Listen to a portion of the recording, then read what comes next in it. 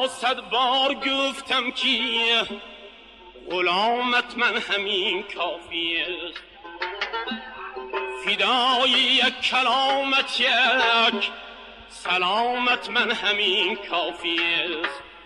نوشتم پخش کردم ماندم دست بی گفتار، حیاتم را مماتم را به نامت من همین کافی است.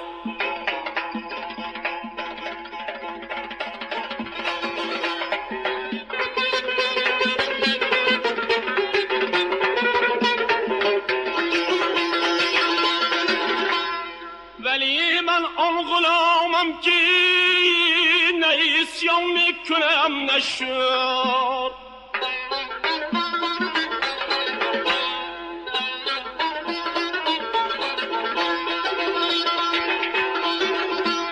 نه با تو میکنم جنگ نه از تو میشم من دور.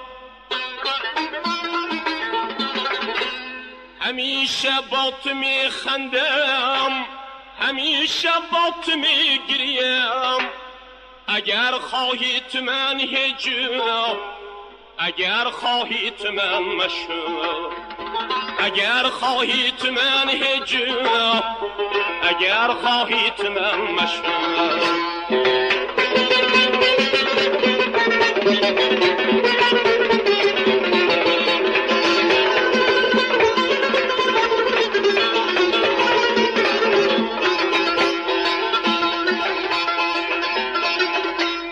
وفا کن گفته بودی من وفا کردم همین کافی است.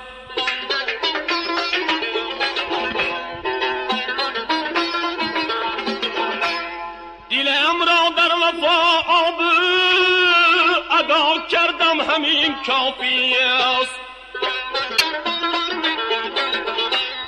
اگرچه ابتدای عاشقان در عشق رنگ است، ولی با نام تو من ابتدا کردم همین کافی است.